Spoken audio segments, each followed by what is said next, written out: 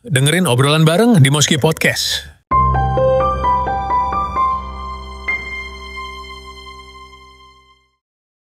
Assalamualaikum warahmatullahi wabarakatuh.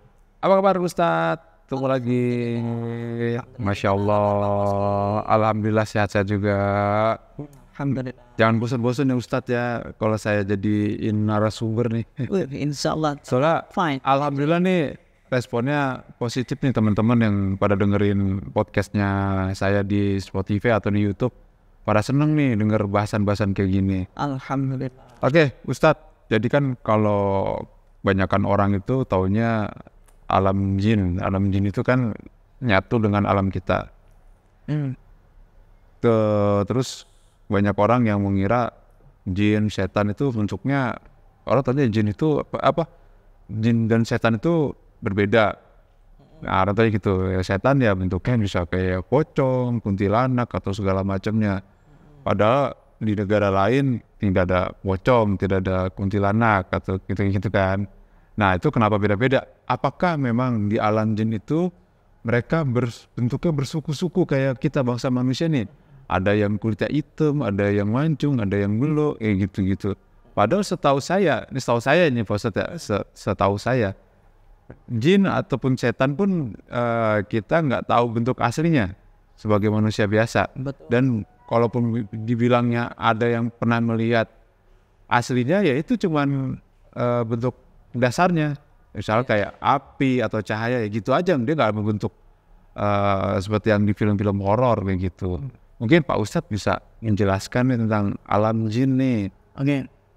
Sangat menarik nih Bang Moski, tadi udah kita singgung tentang jin dan setan ya. Ya. Kebanyakan memang di masyarakat menganggap setan itu adalah seperti yang tadi disebutkan, pocong, kuntilanak, genderuwo kali ya, atau apapun itu.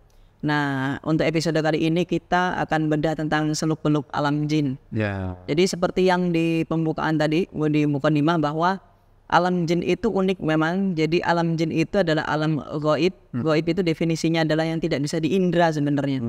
Karena manusia cuma ada berapa indra sih Bang Moski? Lima ya? 5, betul. Panca indra, panca itu 5 ya. Penglihatan, penciuman, pengecap, pendengaran, dan peraba. Makanya dukun-dukun biasanya bikin indra ke-6 agar bisa masuk ke mereka. Jadi sesuatu yang gaib itu tidak bisa diakses oleh panca indra.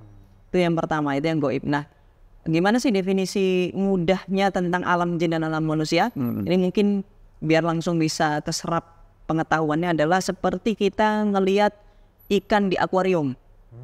Pernah kan juga teman-teman pendengar, juga Bang Moski punya ikan di akuarium, bahwa kita hidup di negara yang sama, di waktu yang sama, di hari dan tanggal yang sama, plus semisal kita simpennya akuariumnya itu di kamar kita, berarti dia ada di kamar kita kan ikannya. Cuman kita beda lah. Ikan kalau masuk ke daratan dia akan mati, kalau kita masuk ke air juga kita akan mati. Nah itu. Oh ibaratnya seperti itu ya? Iya, itu seperti ikan. Betul.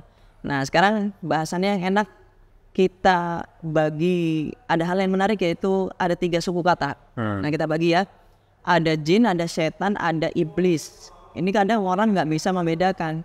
Juga para ustadz juga nggak bisa membedakan ya. Atau bisa juga ustadz itu tidak terlalu detail karena memang kurangnya informasi atau kurangnya wacana keilmuan atau khazanah keilmuan ya tentang membedakan jin, setan, dan iblis. Sebenarnya jin, setan, dan iblis ini berbeda. Jadi kita bahas jin sama setannya dulu ya, kita simpan iblisnya. Ini menarik. Jin itu diambil dari kata al-janna, al-jinnu, al-janin. Jadi diambil dari kata al-jan, bukan al-jan ya, al-jan. Ya al-jan. Jadi al-jinni, al-jinnu, al-janin termasuk bahasa Arabnya surga Bang Moski. Apa tuh? Surga. Surga itu apa? Bahasa Arabnya al-jannah, jannah. Nah, itu diambil dari kata al-jan yang artinya adalah tersembunyi. Artinya para pendengar dan juga Bang Moski tahu yang namanya tersembunyi itu kelihatan mata nggak kira-kira? Nggak kelihatan, karena itu ada tersembunyi. Makanya sebelum ketemu yang namanya USG, janin itu tersembunyi, janin. Oh, asal katanya dari Janin juga. ya, janin. Terus jannah, surga itu juga tersembunyi. Iya. Karena tidak bisa diakses kecuali memang yang Allah izinkan. Malaikat yang bisa mengakses itu waktu itu yang diizinkan adalah Jibril alaihissalam saja. Nah, malaikat lain nggak bisa juga. belum ada yang bisa, kecuali memang malaikat-malaikat yang menjaganya atau seperti memelihara beberapa seperti ada tumbuh-tumbuhan dan juga apapun yang ada di sana yang Allah izinkan. Nah, kita bahas dulu tentang perbedaan jin dan setan. Jangan salah dalam mengira. Tapi sebelum saya mulai ke materi perbedaan jin dan setan, saya pengen nanya dulu nih ke Bang Moski. Kira-kira pocong itu jin apa setan? Orang taunya setan. Nah, ini asik nih. Kalau menurut Bang Moski pribadi, pocong itu jin apa setan? Kayaknya jin ya. Menurut saya sih jin sih. Jin ya? Jin yang bisa menyerupai apa yang kita takutin gitu. Nah, kalau kuntilanak, orang misalnya ketemu kuntilanak kan perempuan. Iya. Teriaknya apa? Setan. Nah, ini dia. Padahal kenapa kok nggak teriaknya jin ya? Ini menarik. Nah gini, karena orang itu udah ke doktrin gini loh Ustaz. Jin itu mungkin dari Arab. Oh iya. Ya misal kayak film Aladdin tuh. Oh iya, jin. Jin itu yang bisa ngasih kita sesuatu, dari teko apa segala macam. Ya, kita didoktrin gitu tuh dari kecil. Nah, itu dia menarik.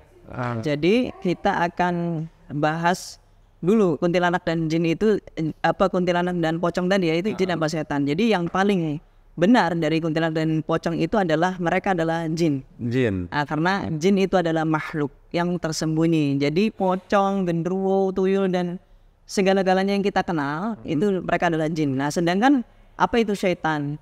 Setan itu diambil dari kata satana yastunu yang artinya menjauhkan dari kebenaran. Jadi hal-hal apa saja yang menjauhkan dari kebenaran maka dia adalah setan. Sama kayak HP kita nih, setan gepeng. Kalau dia menjauhkan kita dari kebenaran maka dia sudah jadi setan. Berarti gini kali ya, simpelnya jin itu adalah sesuatu.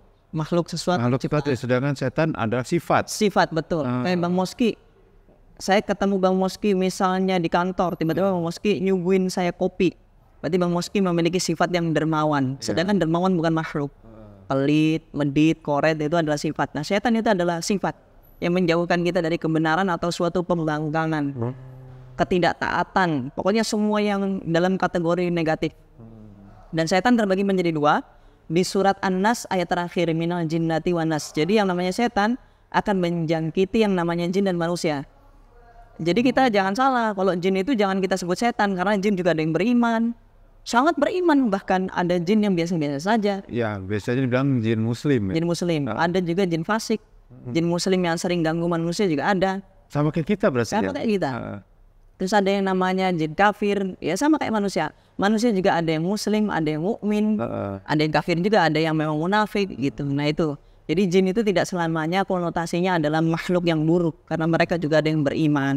Nah, setan itu adalah kata sifat. Nah, itu dia. Udah cukup ya di sini. Nah, sekarang kita balas di iblisnya. Ngomong-ngomong teman-teman semuanya dan juga Bang Moski juga pasti pernah dengar ya, jin itu umurnya ribuan tahun, bener gak sih? Betul, betul. Bisa gak sih jin mati? Bisa. Kapan itu? Yang pastinya ketika semua di akhir zaman, akhir dunia, betul, semua dimatikan. Semua yang tersebar di kalangan masyarakat secara umum adalah jin akan dimatikan ketika akhir zaman. Ya. Padahal itu adalah berita yang salah dan tidak sahih dalam Islam. Nah, ini luar biasa temuannya. Jadi jin itu, para pendengar, jin itu Bang Moski, mereka sama seperti manusia umurnya. 1 tahun ada yang mati, ada 2 tahun yang sudah mati, nanti ada yang 100 tahun mati. Tetapi di sini saya ingin menggarisbawahi bahwa jin itu tidak ada yang umurnya 100 sampai ribuan tahun. Tidak ada yang sahih. Nggak ada. Nah, lalu siapa yang di dalam Islam yang dibahas matinya hingga hari akhir? Dia adalah iblis. Nah, iblis diambil dari kata ablasa yang artinya pembangkang. Jadi iblis adalah makhluk jin, satu jasad saja, satu badan saja, satu roh saja. Dia punya jasad, dia punya roh, sama seperti manusia, cuman jasadnya adalah gaib. Kalau iblis ya. Nah, iblis ini saja yang ditangguhkan umurnya hingga hari kiamat.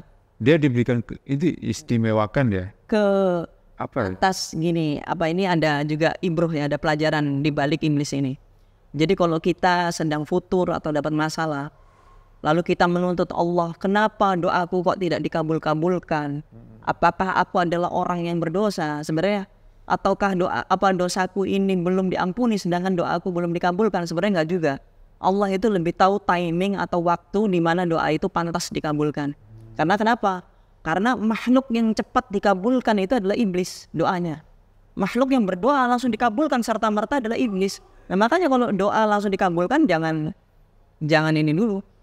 Jangan bangga dulu, bisa jadi doa kita itu adalah istidraj. Contoh, orang berdoa pengen haji padahal nggak pernah yang namanya niat, nggak pernah yang namanya mempersiapkan dirinya, baik itu ilmunya atau finansialnya. Ujuk-ujuk dia pengen berdoa aja. Tiba-tiba tahun ini furoda dia berangkat. Bisa jadi memang hajinya itu untuk menipu dia. Dia tambah sombong setelah tambah riaknya, atau dia pengen Fortuner, tiba-tiba ujuk-ujuk dia punya Fortuner. Fortuner ini menjadi suatu kesombongan di jalanan. Nah, hati-hati. Orang yang berdoa lalu cepat dikabulkan bisa jadi adalah tipuan dari Allah juga, karena iblis meminta, ya Rob aku minta sekarang. Yang pertama, tangguhkanlah umurku. Langsung dikabulkan sama Allah. Dan buatlah aku bisa menggoda orang-orang untuk menjauhi dari syukurmu. Wah, ini luar biasa. Minta tangguhkan umur langsung dikabulkan. Cuman iblis aja tuh, jin yang lain mati. Itu menarik. Nah, aku udah pertanyaan nih Pak Ustadz nih. Berarti jin sama iblis itu ada hubungan keluarga tidak? Sebenarnya tidak ada hubungan keluarga. Jadi jin itu seperti bangsa, seperti kita manusia. Nah, misalnya manusia. Jadi miliaran manusia di dunia ini yang ditangguhkan umurnya itu cuma Bang Moski. Berarti Bang Moski adalah iblis. Ya bukan manusia.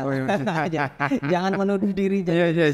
Enak ini. Ini guyon aja. Iya. Nah, analoginya gitu. Nah, jin, setan itu kan sifat ya. Iya, Jin adalah makhluk, iblis juga makhluk kan. Cuman bedanya iblis itu kan ditangguhkan umurnya sampai hari akhir zaman ya. Nah, sedangkan Dajjal itu termasuk apa itu Ustaz? Nah, Dajjal itu adalah manusia biasa, keturunan Adam. Bapak ibunya ya kayak kita, manusia biasa. Kenapa sambil minum ya Ustaz? Ya. Kenapa dia kok diberikan kelebihannya, yaitu dia punya ilmu seperti itu gitu kan? Iya, makanya sebenarnya iblis itu belum ada apa-apanya dengan Dajjal. Karena iblis itu tidak bisa menampakkan dirinya terus-menerus kepada manusia. Ada expire-nya, ada kekuatan batasannya. Jadi menarik ya sebenarnya. Tapi kita selesaikan bahasan Dajjal dulu ya. Dajjal itu adalah anak cucu Adam seperti kita, manusia pur. Cuman diberikan sedikit keilmuan oleh Allah, ilmu sihir yang luar biasa. Nah, dan dijadikanlah fitnah yang terbesar di sepanjang masa adalah fitnah Dajjal, fitnahnya Dajjal. Bahkan Rasulullah SAW aja berdoanya apa? Tidak ada yang aku khawatirkan dari kalian adalah syirik kecil, yaitu riya, dan fitnahnya Dajjal. Karena fitnahnya Dajjal itu luar biasa. Orang itu bisa pagi beriman, sore menjadi kafir. Makanya kalau kalian mendengar di suatu tempat ada Dajjal, maka larilah sejauh-jauhnya. Artinya lari itu memang dalam artian kita harus menjauh sejauh-jauhnya. Nah itu, jadi fitnah Dajjal. Jadi Dajjal itu ya manusia biasa, sebagaimana Nabi Isa alaihissalam. Jadi Nabi Isa itu sudah mati belum?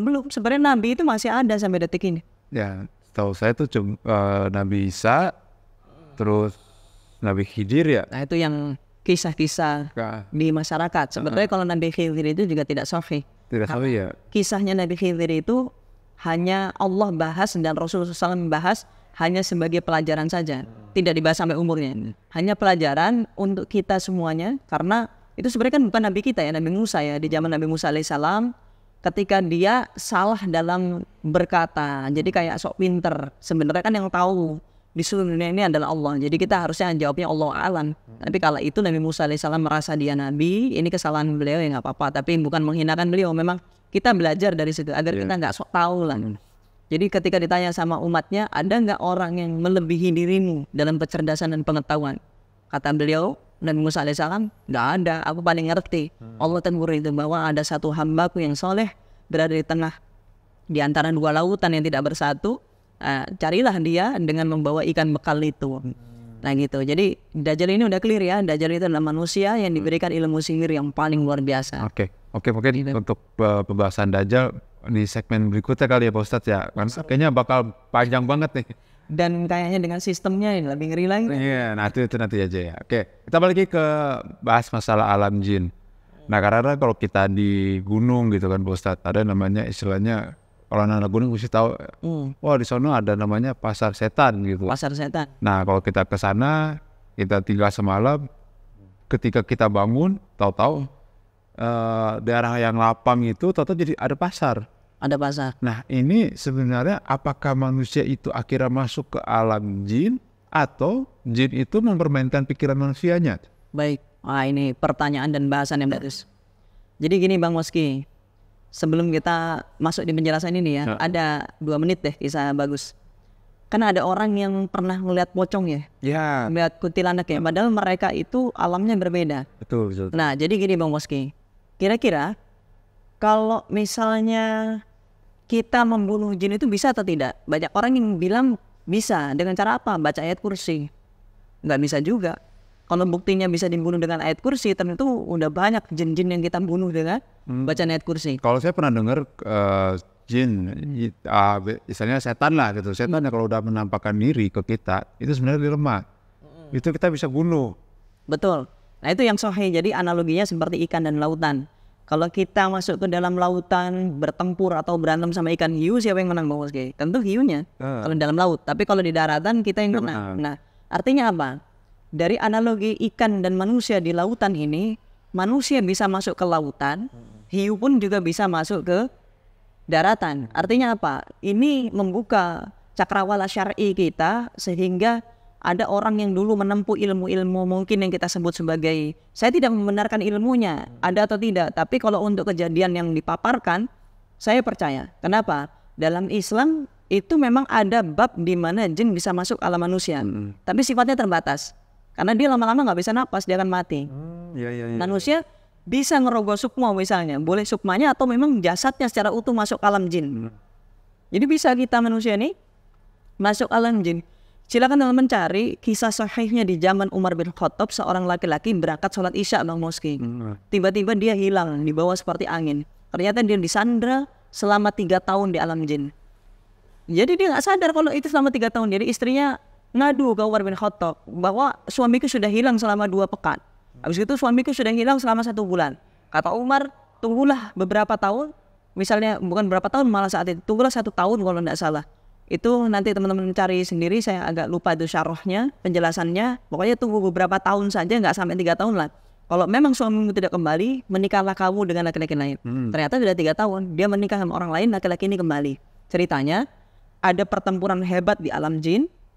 Ini saya kutip dari kitab Wiqayatul Insan Minal Jin Wasyaiton, karya ini Syekh Wahid Abdul Salam Bali. Ini juga beritanya sahih, juga dibahas sama beberapa ustadz-ustadz yang saat ini. Jadi di mana waktu itu ada perang di alam jin, pas dilihat tawanannya, pas dilihat sama jin muslim ini, dilihat, loh kamu manusia, kenapa kamu bisa di sini? Aku nggak tahu. Akhirnya ditawarin, kamu mau di sini apa pulang? Dia bilang pulang. Ketika dipulangkan, ternyata dia kaget. Ternyata istrinya sudah tinggal dengan laki-laki lain. Dan dia lapor ke Umar, kenapa kok istriku sudah menikah dari orang lain? Katanya engkau yang memerintahkan. Nah, Umar menjelaskan bahwa kamu sudah hilang selama 3 tahun. Maka si orang ini bercerita bahwa selama ini dia di mana, ditawan di sini. Nah, menjawab pertanyaan dari Bang Moski tadi. Jadi jin itu bisa dibunuh ketika mereka menampakkan dalam manusia. Jadi teman-teman nggak usah takut dibacok, ditusuk, mereka akan mati dan terkena. Nah selanjutnya ketika kita ke gunung, nah biasanya pas tidur atau kita terkena hipotermia dan lain-lainnya. Tapi kita tidak bisa bahas itu halu juga. Karena memang letak geografis setan jin ini ada di lautan, di gunung, lembah. Dulu Rasulullah SAW mengatakan ada yang namanya makhluk yang disebut as-sa'ali. Wanita yang menari-nari di padang pasir. Bayangin di padang pasir itu sama kayak di hutan, kayak di gunung. Gak ada manusia, ini ada wanita menari-nari. Tugasnya untuk menyesatkan orang yang ada di jalan. Jadi dia kayak berupa wanita cantik, menggoda. Jadi kalau laki-laki yang hidung belang atau punya hasrat yang buruk, mengejar wanita itu, ternyata dia lepas dari rombongan. Nah kalau di gunung itu, kalau dia melihat pasar setan atau ada orang yang hilang, tiba-tiba di bawah pohon, ya Allah alam, bisa jadi kita sikapi memang dia diculik oleh setan jin. Nah maka kita perlu bijak. Tapi perlu bijak itu maksudnya, kan ada yang bilang jangan pipis sembarangan, jangan BAB sembarangan. Maksudnya ya itu kita nggak terganggu jin, karena alam ini kan memang Allah titipkan untuk kita. Cuman ya kita yang hati-hati. Maksudnya hati-hati itu jagalah pikiran kita, niat kita, karena kan banyak juga yang mau maksiat kan naik ke gunung. Iya betul. Itu dia. Tapi gini loh, kadang-kadang lucunya kenapa orang yang bermaksiat tuh banyak kan tuh malah nggak kenapa-napa Ustadz. Malah yang nggak maksiat. Yang nggak maksiat malah kegoda gitu kan. Misalnya tadinya dia mau sholat jadi nggak jadi karena udah ngerasa takut ya gitu kan. Karena itu setan dari golongan jin, kalau ada orang bermaksiat kan udah seneng. Sama-sama setannya. Islam punya setannya. Nah yang baik ini yang kita harus sesatkan kayak gitu. Jadi yang baik itu dalam konotasi nggak baik-baik banget. Maksudnya kalau yang baik banget kan mungkin dia adalah seorang yang beriman, pasti dia berdoa. Berdoa lalu meminta perlindungan dari Allah ya. Jadi mereka tidak bisa mengganggu. Terus mendaki boleh. Tapi yang banyak ditinggalkan oleh para pendaki, saya yakin karena teman-teman saya juga banyak yang pendaki ya, meninggalkan sholat 5 waktu. Ya karena Pasti lalai.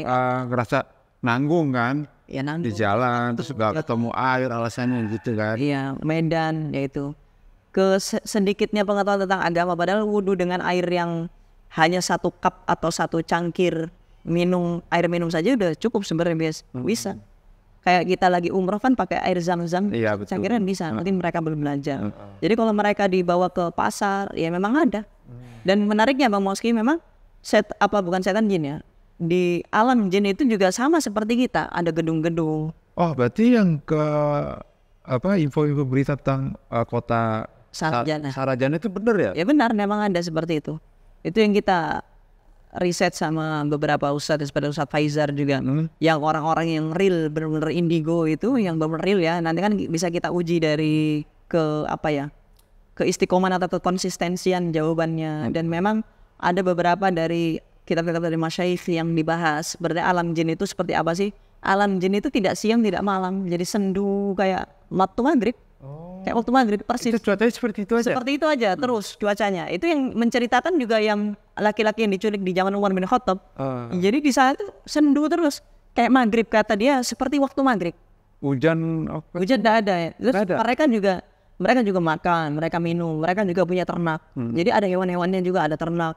Mereka ada rumah, mereka ada suku, mereka ada bahasa-bahasa. Jadi macam-macam. Jadi memang mereka juga makan dan minum. Tidur juga karena tidak ngantuk dan tidak tidur hanyalah Allah gitu. Ini yang menarik alam jin itu ya sendu seperti itu. Terus juga ada gedung-gedung, ada rumah-rumah. Ini yang jarang dibahas sebenarnya. Nah kan kita hidup berdampingan dengan alam jin. Apakah misalnya nih, di ruangan ini kan kotak nih.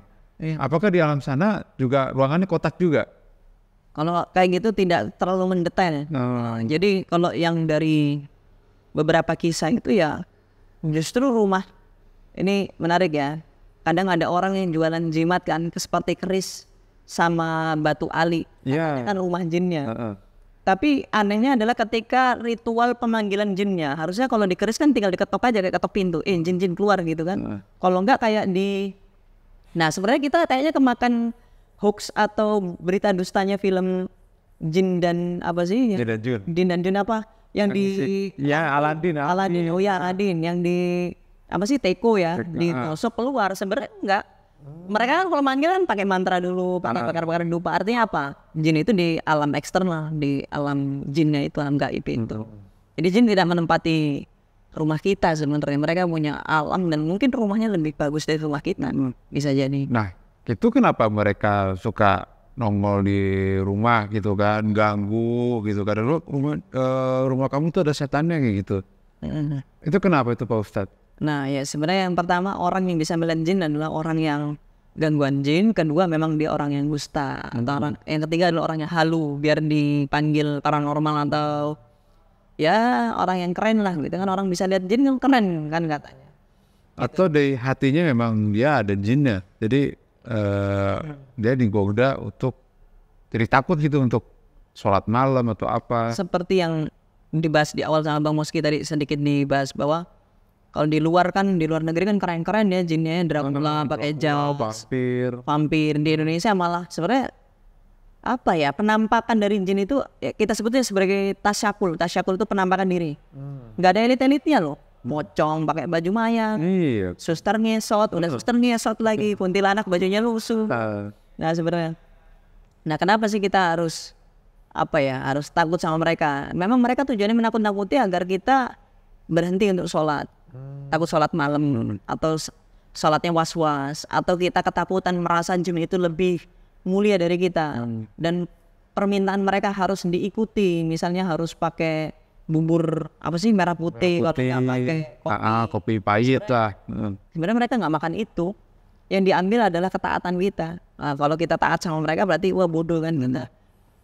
Kalau dulu teman-teman saya, teman saya punya teman yang udah sepuh lah, dia pernah berpesan bahwa kalau misalnya kita punya rasa keberanian di satu tempat, kita nggak bakal diganggu sama jin dan sejenisnya lah kayak gitu. Sebenarnya benar itu. Dan jin itu memakan apa yang dinamakan rasa ketakutan kita, aura takut kita. Semakin kita takut, semakin dia nongol.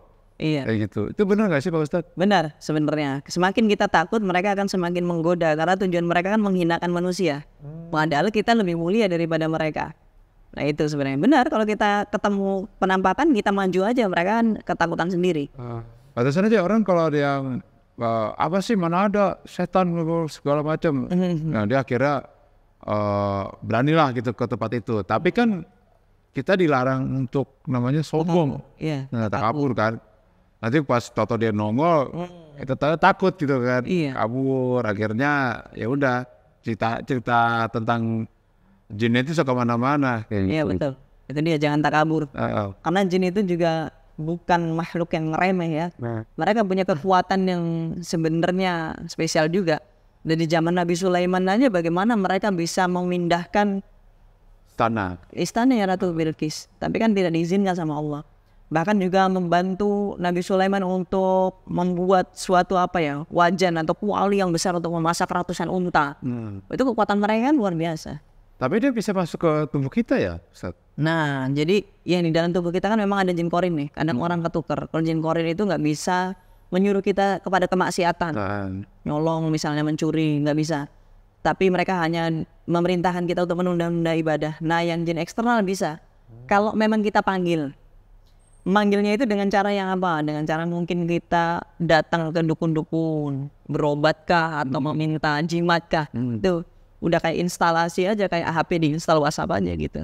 Berarti misalnya apa tuh kalau istilah paranormal itu ada penanaman pengisian kayak raja apa segala macam, itu jin itu. Itu kalau raja kan medianya. Ya nanti jinnya masuk di aliran darahnya dia, penyertainya. Nah itu yang biasa menyuruh ke sesuatu yang kurang baik. Ya kurang baiknya sangat-sangat kurang baik. Gitu. Atonemen bahasa kerennya. Atonemen itu pengisian. Gitu insya Allah. Kita kemana lagi nih? Ada hal yang menarik gak? Kira-kira Bang Moski punya pengalaman apa nih dengan jin ini? Ya kalau dengan jin sih mungkin ada beberapa ya. Cuman karena saya orangnya udah capek kayak gitu-gitu, selalu pernah digodain gitu kan. Misalnya ya belum lama saya lagi kerja pas jaga malam, ketika mau sholat malam, saya dengar suara anak ayam tuh. Jam berapa tuh kira-kira? Ya sekitar jam 12, jam 1 lah gitu kan. Itu kan katanya kan kadang-kadang kan katanya wah ada kuntilanak tuh kalau ada suara anak ayam. Oh iya saya pernah dengar. Itu beneran tuh Ustadz, merinding saya. Terus merindingnya minta ampun gitu. Cuman ya udah saya cuek aja gitu kan. Dia mau nampakan ini biar saya tabokin aja sekalian di situ gitu kan.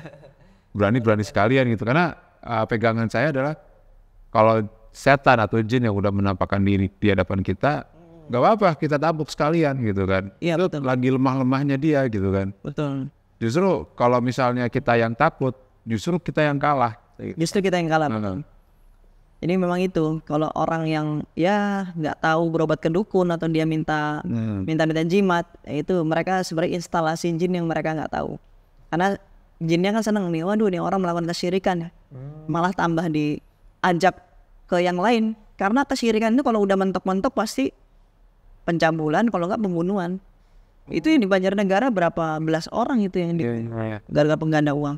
Kalau misalnya kita punya katanya jimat nih Pak Ustadz nih, entah dikasih orang atau emang dari warisan orang tua, itu cara ngilangin gimana? Cukup dibuang aja? Nggak cukup kalau dibuang. Terus gimana? Kalau dibuang nanti ditemu orang malah dipakai lagi. Kalau saya pernah dengar katanya buangnya ke laut. Nah kalau buang ke laut ini sama.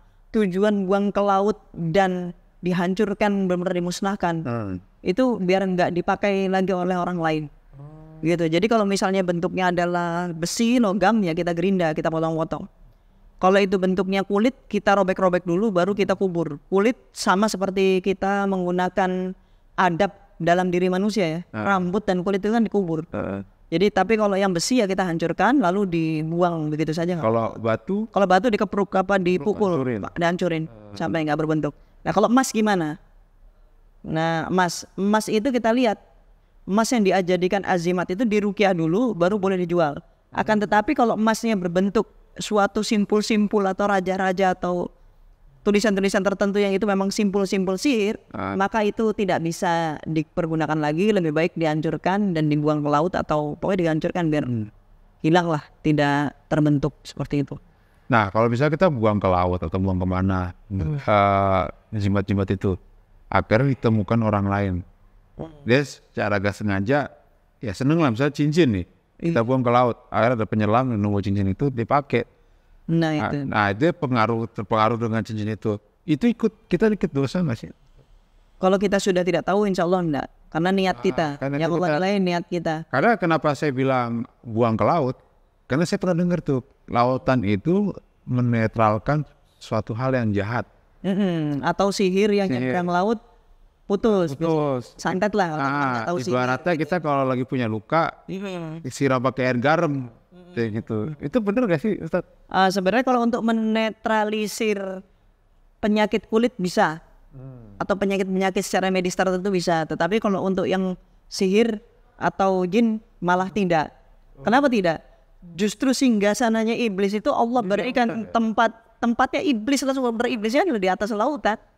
Minal ma, di atas air laut. Nah makanya kalau orang bilang apa kita berobat, apa misalnya kita terkena sihir atau terkena gangguan jin suruh di laut atau menyelam di laut, ya salah. Malah singgasana besarnya mereka adalah di sana.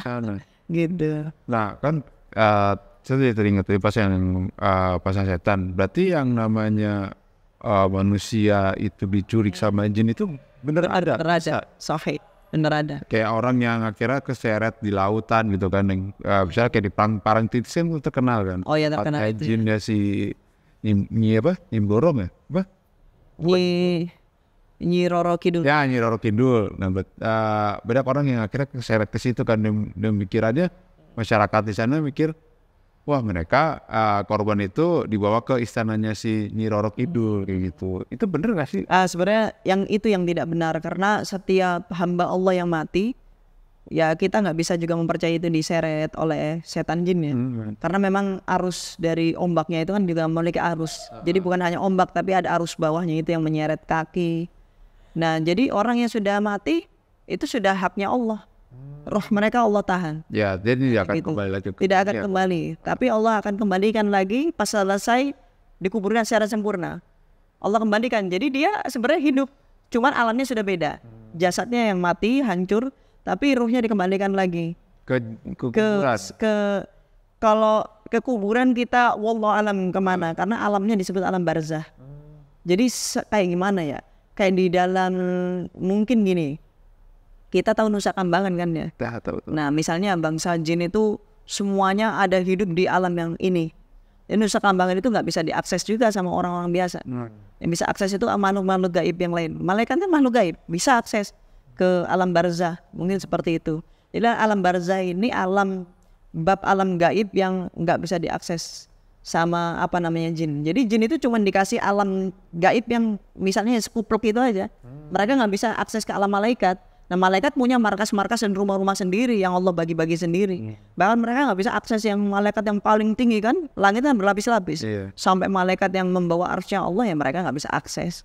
Sampai ke ujung ujung alam tuh yang akhirnya cuma ada pohon. Iya.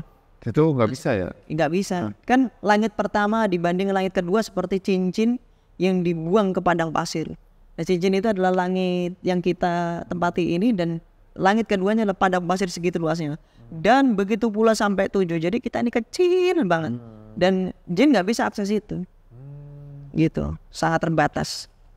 Gitu. Nah ini ada foto-foto ini nih ya. Jimat-jimat. Ada di Indonesia. Namanya Raja. Raja itu seperti tulisan-tulisan Arab. Ini ada yang namanya Bangle. Dia jimat ibu hamil. Jimat ibu hamil. Bangle teman-teman. Ada jimat palsu sama jimat asli teman-teman. Nah itu jimat asli itu tulisan tangan, benar-benar dukunnya itu nulis. Kalau jimat palsu yang biasa dijual di, ya kalau kita jalan-jalan ke mana gitu, ke daerah ziarah-ziarah ya. Saya nggak bilang ziarah ke mana ya, pokoknya ziarah mengunjungi tempat-tempat. Lalu ada orang yang jual tulisan-tulisan Arab tapi fotokopian. Nah udah sirik, ketipu lagi. Karena nggak niat itu. Nah terus ada lagi yang jimat tuh macam-macam, nggak cuma tulisan Arab seperti celana dalam pasangan suami istri yang diikat biar langgeng, tapi akhirnya cerai-cerai juga. Ada-ada aja memang. Ya karena mungkin kalau dia dipendemnya di tanah atau lama-lama kan juga dikemakan cacing itu bahan-bahannya segala macam. Iya. Oke. Wah kayaknya udah cukup nih untuk pembahasan alam jin. Tapi kayaknya masih kurang. Apa lanjut nanti di part 2 ya? Boleh. Tentang apa? Mungkin kalau teman-teman nyimak di mana nih, Spotify atau YouTube, bisa komen deh, titip pertanyaan. Boleh tuh, biar kolom komentarnya nggak terlalu spesifik banget. Jadi kalau misalnya mau komen, silakan. Sebanyak-banyaknya. Mau bahas apa nih tentang alam gaib? Mumpung saya masih sering ketemu dengan Ustadz Abu, jadi segala pertanyaan yang ditulis bisa nanti kita tanyakan ke Ustadz Abu. Oke, sudah 35 menit lebih nih kita berbicara, ngobrol santai dengan Ustadz Abu, dan menurut saya cukup lah ya. Oke, terima kasih Pak Ustadz Abu. Semoga apa yang sudah bahas hari ini bisa banyak inputan. Ini saya juga jadi yang banyak banget yang belum saya tahu nih analogi akuarium, ternyata benar juga ya apa yang saya percayain selama ini, dan alhamdulillah itu sejalan dengan kita tidak terjerumus dengan kesalahan kesyirikan lah kayak gitu kan. Ya, insya Allah.